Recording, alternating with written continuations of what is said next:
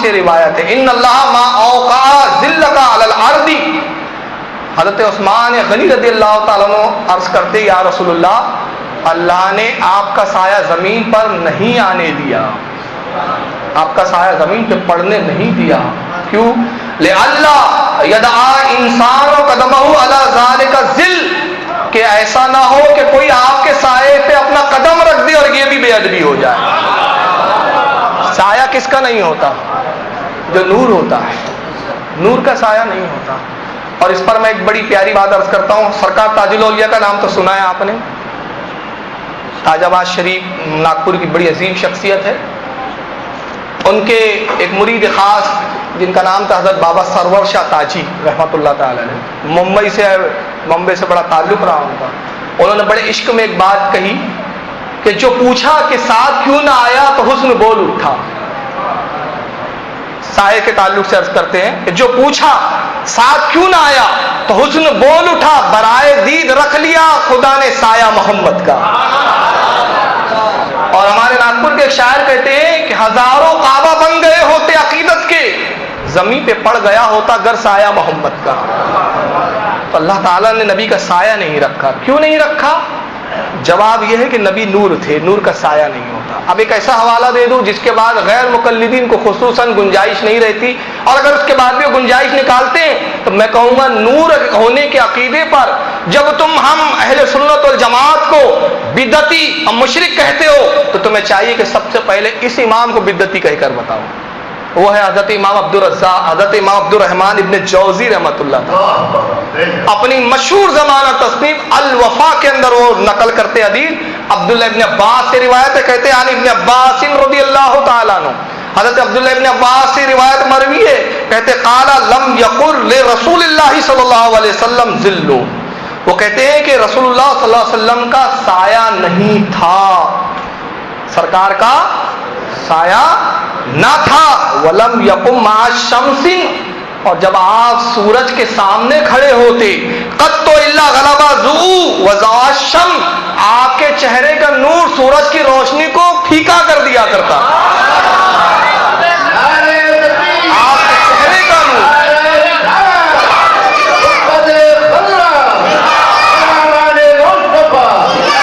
یہ امام عبد الرحمن ابن جوزی رحمۃ اللہ علیہ الوفا صفحہ نمبر 661 پر اس حدیث کو نقل کرنے.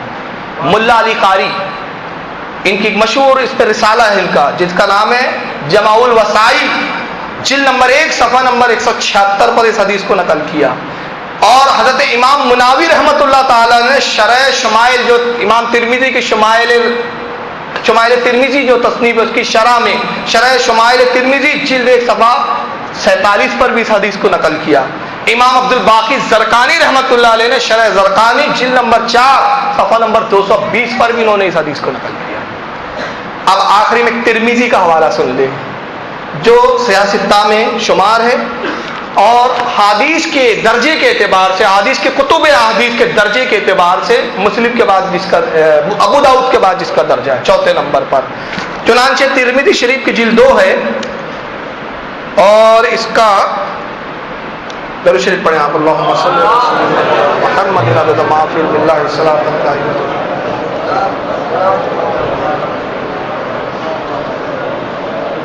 ابواب المناقب, فضائل کا بیان. حدیث نمبر 1582, حدیث نمبر 1582 روایت کرتے ہیں حضرت ابو ہریرہ رضی اللہ تعالی عنہ.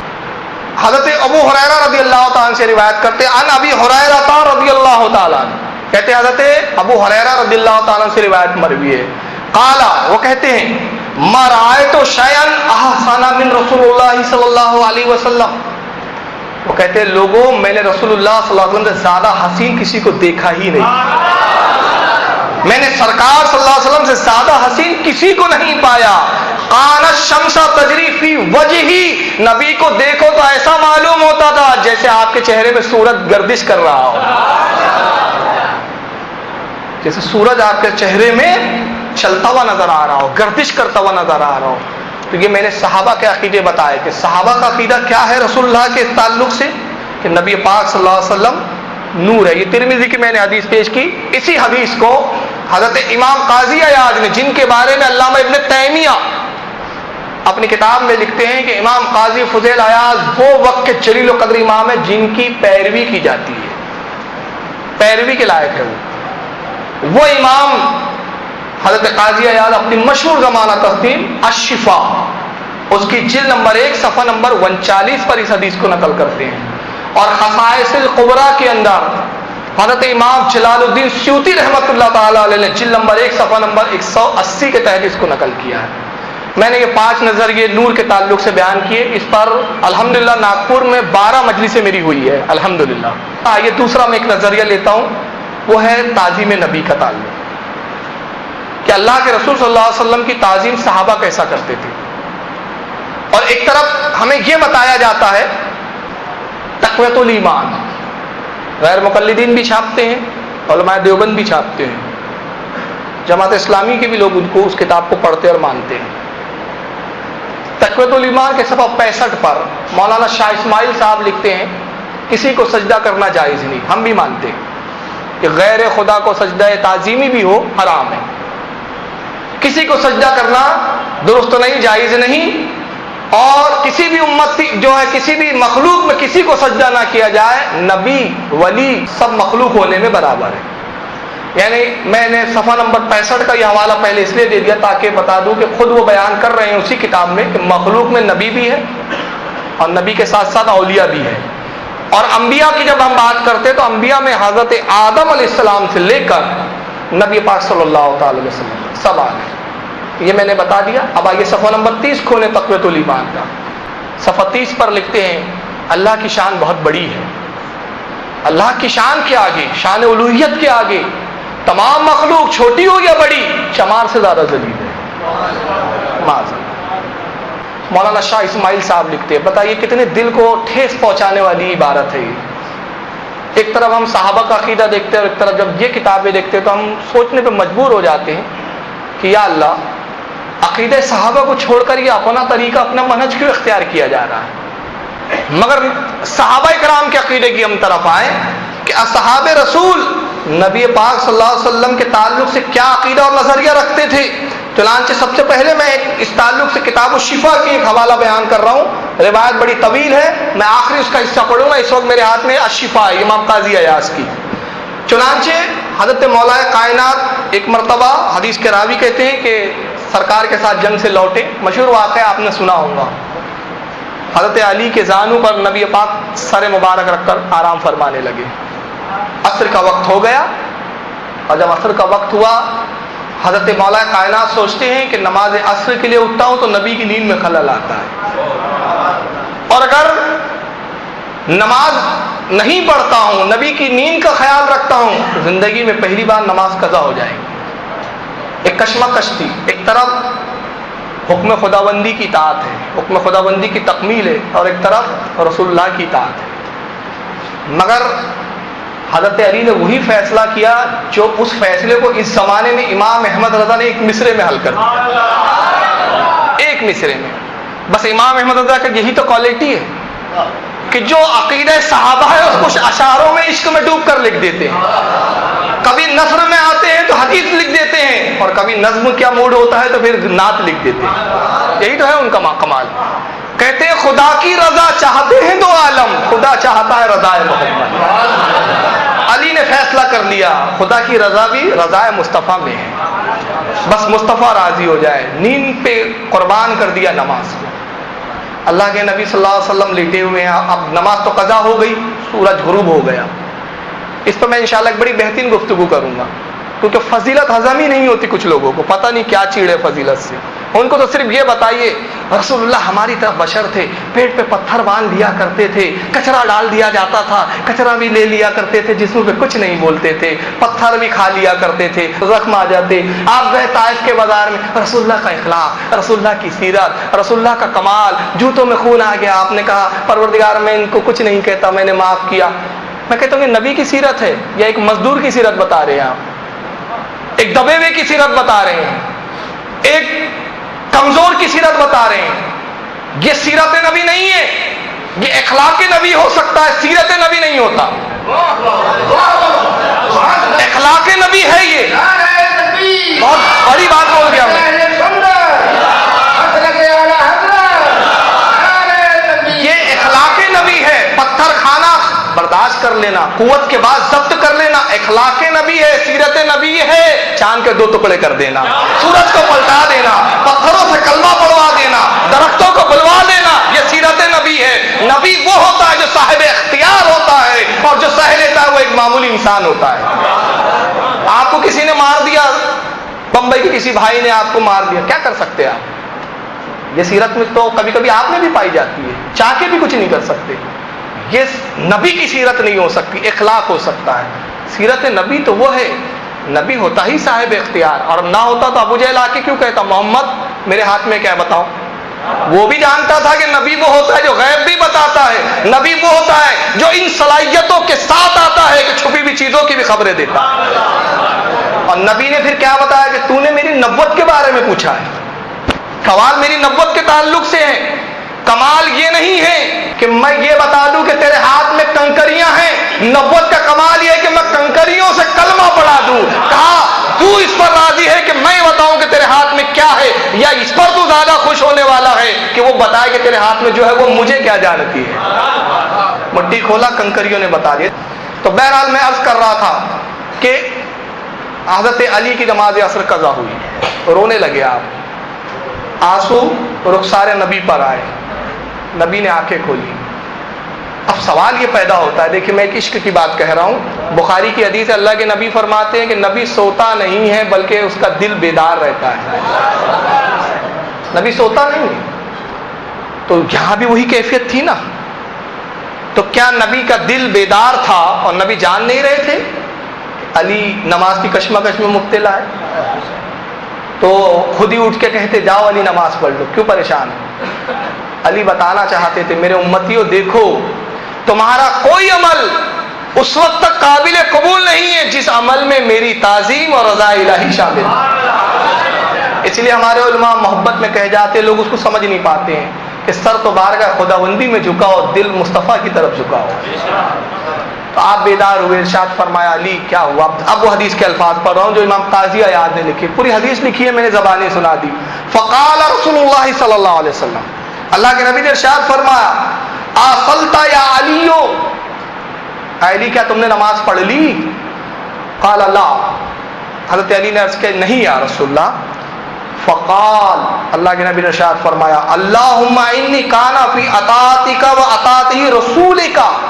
جملہ سنیں، اے پروردگار یہ علی تیری اور تیرے نبی کی اطاعت میں تھا. تیری مطلب نبی نے بتا دیا میری اطاعت در حقیقت خدا کی اطاعت ہے. علی اگر میرے لیے نماز قربان کر رہا تھا، وہ نماز کا جتنا ثواب ہے اس سے کہیں گنا زیادہ ثواب کا تو آج علی حقدار ہو گیا، کیونکہ وہ اب 2 اطاعتیں شامل ہو گئی ہے. نماز میں اطاعت خداوندی ہے، مگر تعظیم رسول میں اطاعت رسول بھی ہے، اطاعت خداوندی بھی. دونوں چیزیں آ گئی، اب دوگنا ثواب ہو گیا نا. کا پروردگار یہ علی تیری اور تیرے محبوب کی، تیرے رسول کی اطاعت میں تھا. فَأَرْدُدْ عَلَيْهِ الشَّمْسَ، اور راوی کہتے کہ بس اشارہ ہوا اور پھر شمس سورج پلٹ آئے. میں اس حدیث سے بتانا یہ چاہتا تھا، اس میں معجزہ بھی آ گیا، نبی کا اختیار بھی آ گیا کہ صحابہ اکرام کی تعظیم کا کیا عالم ہوتا تھا. نماز جیسی شے کو قربان کر دیتے تھے. نماز سے بڑھ کر اعمال میں سب کوئی چیز ہو سکتی ہے؟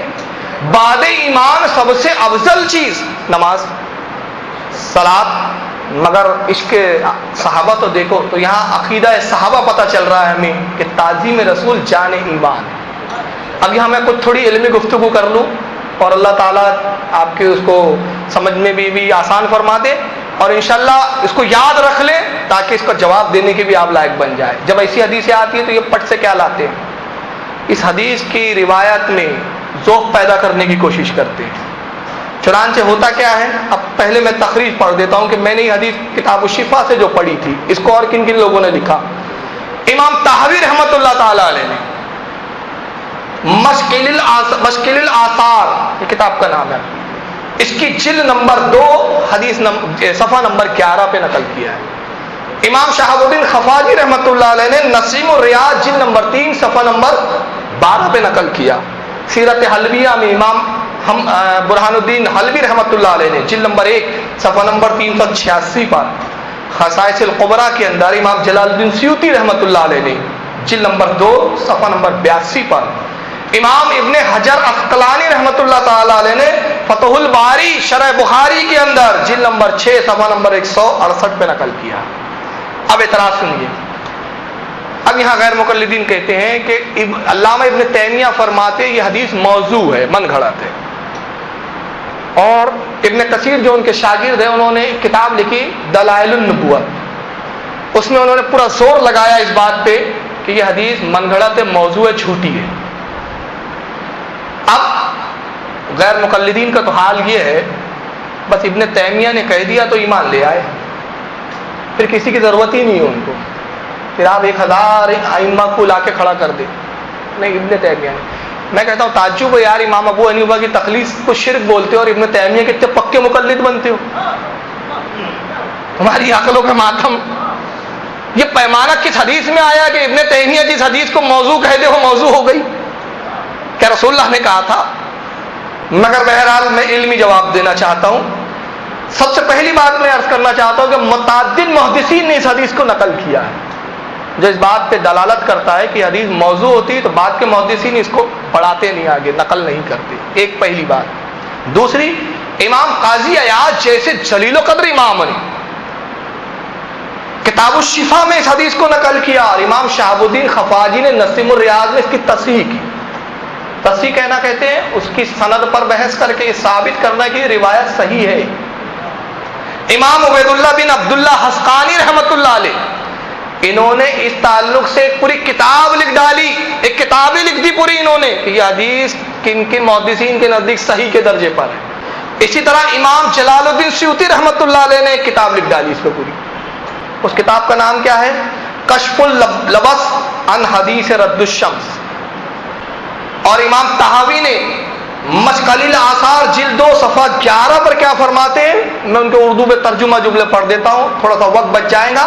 کہتے ہیں جس کے پاس علم حدیث کا تھوڑا سا بھی علم ہو اس کو اس حدیث کو حفظ کرنے میں اور اس پہ اعتماد کرنے میں پیچھے نہیں رہنا چاہیے، تھوڑا سا بھی ہو. تو اس کا مطلب یہ ہوا کہ جو اس حدیث کو موضوع کہتے ہیں ان کو علم حدیث کا تھوڑا بھی حصہ نہیں ملا، بقول امام طحاوی رحمۃ اللہ علیہ کے. اور حضرت امام ابن حجر عسقلانی رحمۃ اللہ علیہ اس حدیث کو نقل کرنے کے بعد اپنی مشہور تصنیف فتح الباری شرح بخاری جلد 6 صفحہ 168 پہ فرماتے ہیں کہ ابن تیمیہ نے اس حدیث کو جو موضوع کہا انہوں نے بہت بڑی خطا کی ہے، ان سے خطا ہوئی ہے. تو ایک طرف اتنے ائمہ اور آپ کہیں نہیں ابن تیمیہ نے کہا وہی مانیں گے، تو معلوم ہو گیا آپ پکے مقلد ہیں. اور اگر آپ میں علمی دیانت ہوتی تو آپ ان محدثین کی اکثریت کو دیکھ کر آپ بھی کہتے کہ حدیث صحیح ہے. چلیے ایک علمی بات ہو گئی. آئیے اب میں اسی عنوان پہ کہ رسول اللہ کی تعظیم میں دوسری حدیث قرآن کی آیت اور پھر اس کے تعلق سے حدیث